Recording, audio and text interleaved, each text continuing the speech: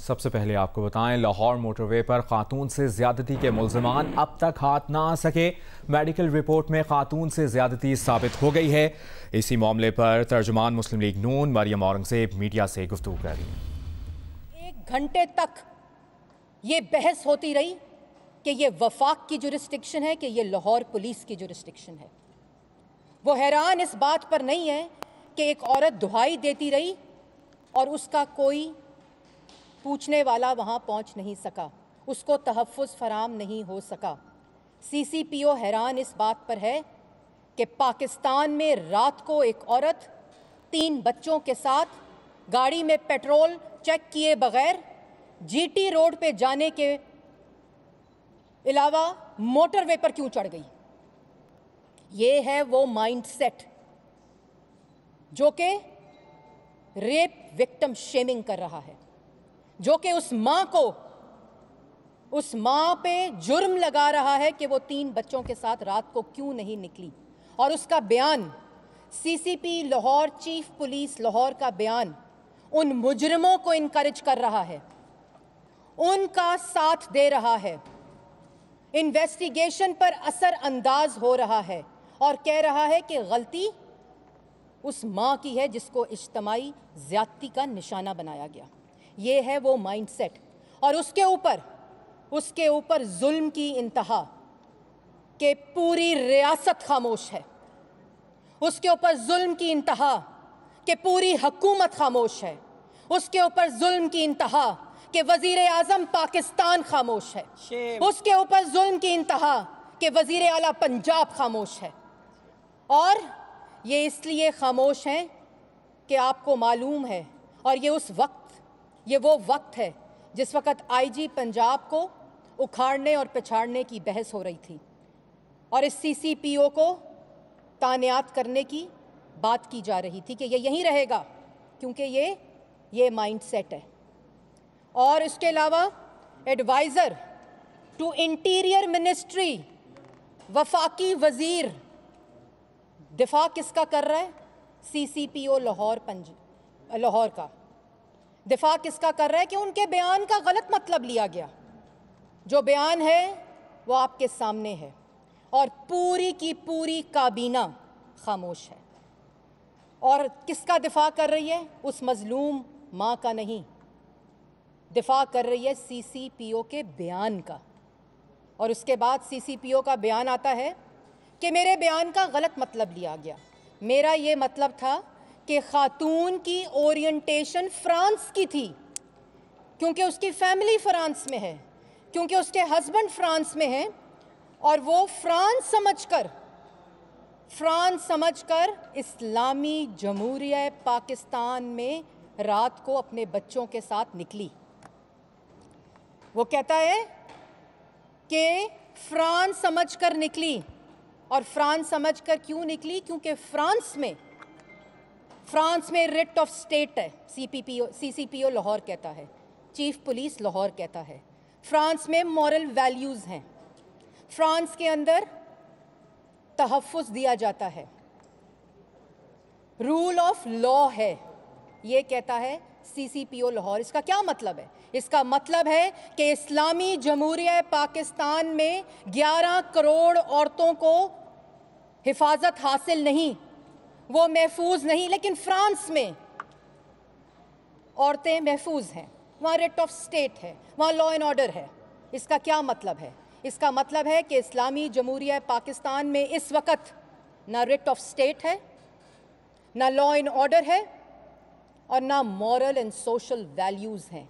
ये मरियम औरंगजेब नहीं कह रही, ये यहाँ खड़ी हुई ख़वातीन नहीं कह रही, ये वो कह रहा है जो मुहाफिज है, जो हिफाजत करने वाला है, जिसने हिफाजत करनी है under article 9 of the constitution, जो लाइफ एंड लिबर्टी को स्टेट करता है। ये वो कह रहा है। और इसका मतलब है कि पाकिस्तान में औरतें 6 बजे के बाद ना निकलें, और अगर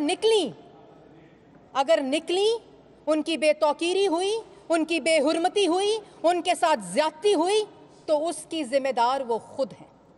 इसका मतलब है कि रियासत मफलूज है, वो औरतों को और पाकिस्तान के शहरियों को हिफाजत नहीं दे सकती। इसका मतलब है पाकिस्तान में इस वक्त कोई रूल ऑफ लॉ नहीं है, अपनी हिफाजतें खुद करें। इसका मतलब है कि औरतें शाम को घरों से बाहर ना निकलें। एक टॉक शो में कहता है कि मेरी माँ जब मैं 6 साल का था तो मुझे साथ लेकर जाती थी अपनी हिफाजत के लिए। तो CCPO लाहौर साहब, इस माँ के साथ भी 3 बच्चे थे। उसकी हिफाजत की जिम्मेदारी आपके ऊपर थी, रियासत के ऊपर थी, कानून नाफिज करने वाले अदारों के ऊपर थी। आपका ये बयान कि इस्लामी जमहूरिया पाकिस्तान में औरतें महफूज हैं, इसकी नफी करता है, आर्टिकल 9 की नफी करता है ऑफ द कॉन्स्टिट्यूशन। और आपने कहा कि आज रियासत औरतों की हिफाजत नहीं कर सकती क्योंकि ये फ्रांस नहीं है। आपने कहा कि आज पाकिस्तान में लॉ एंड ऑर्डर नहीं है क्योंकि ये फ्रांस नहीं है। आपने कहा कि मुल्क में आज रिट ऑफ स्टेट नहीं है क्योंकि ये फ्रांस नहीं है। ये CCPO लाहौर का माइंड सेट है। ये उन लोगों का माइंड सेट है जिन्होंने इस CCPO, इस लाडले को रखने के लिए IG को तब्दील कर दिया। मैं उसमें नहीं पढ़ना चाहती, मैं आज सियासत पे बात नहीं करूंगी क्योंकि मैं हर रोज करती हूं। इस बयान के ऊपर आज पाकिस्तान की 11 करोड़ बच्चियां, बेटियां ये मुतालबा करती हैं कि इस CCPO को नौकरी से निकाला जाए।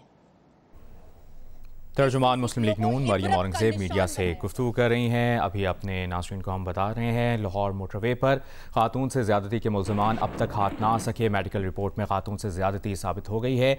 अभी तक केस में क्या पेशरफ्त हुई है, जान लेते हैं नुमाइंदा जियो न्यूज़ अहमद फराज से। अहमद फराज, कहेगा अब तक की तहकीकात में क्या कुछ सामने आया है? जी बिल्कुल जी, इस केस में अभी तक एक बहुत ही अहम पेशरफ्त हुई है। और क्योंकि खातून के साथ यहाँ पर डकैती भी हुई थी और रेप भी हुआ था, और उसके बाद जब तफ्तीशी टीमें यहाँ पर पहुंची हैं तो उन्होंने कई घंटे की तगोदो के बाद पूरे जंगल को उन्होंने सर्च किया है। तो उस सर्चिंग के दौरान जंगल से खातून की एक जो थी लूटी गई एक तलाई अंगूठी और एक जो घड़ी थी वो बरामद हुई है। क्योंकि डाकू जो थे वो खातून से डकैती के बाद उसे खाई में ले गए थे, और ये तमाम चीजें जो है ये तफ्तीशी एहलकारों को दिन की रोशनी में मिली हैं, और उनको शक है कि इन दोनों चीजों पर इन दोनों मुल्ज़िमान के फिंगरप्रिंट भी आए होंगे, लिहाजा इन दोनों चीजों को फिंगरप्रिंट के लिए भी भिजवा दिया गया है। और खास तौर पर ये जब वाकया हुआ था, इस वाकये में खातून से 1 लाख नकदी और जेवरात लूटे गए थे। जबकि IG पंजाब का ये जी जी जी अहमद फराज हमें अपडेट कर रहे थे, बहुत बहुत शुक्रिया आपका।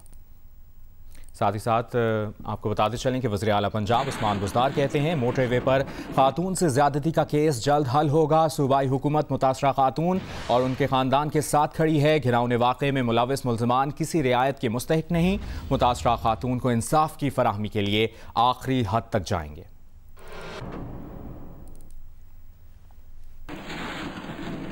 इससे मुतालिक आपको मुसलसल अपडेटेड रखेंगे। अभी आपको बताएं, लाहौर इस्लामाबाद मोटरवे पर डकैती की वारदात हुई है। इस्लामाबाद लाहौर मोटरवे M2 पर शेखुपुरा के करीब डाकुओं की गाड़ियों में सवार अफराद से लूट मार की कोशिशें जारी रहीं। गोलियां मारकर टायर बर्स्ट किए, कई मुसाफिरों को लूट कर फरार हो गए। मुसाफिरों ने मोटरवे पुलिस को इतला दी लेकिन कोई रिस्पांस ना मिला। 15 पर इतला के बाद पुलिस वारदात के मकाम पर पहुंची। मोटरवे पुलिस की तरफ से एक गाड़ी के लूटे जाने की तस्दीक भी सामने आई है।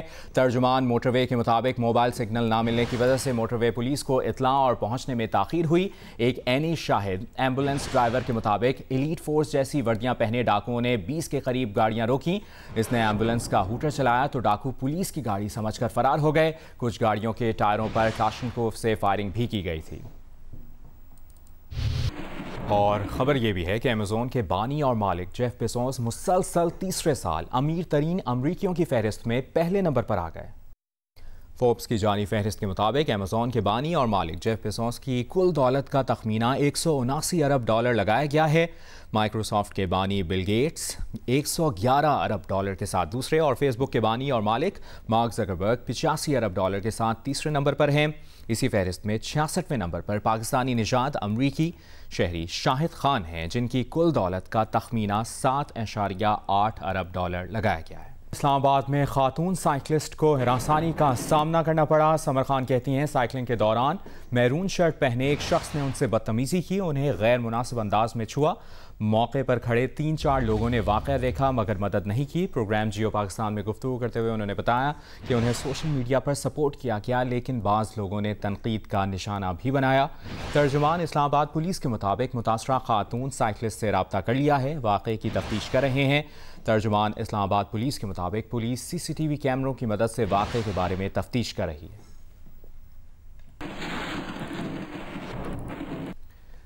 27 अगस्त को होने वाली बारिश का पानी कराची भर से तो निकाल दिया गया लेकिन नया नाज़माबाद ताहाल 3 से 4 फुट पानी में डूबा हुआ है। वहां की क्या सूरत हाल है ये बता रहे हैं जियो न्यूज़ के नुमाइंदे रियाज एंडी।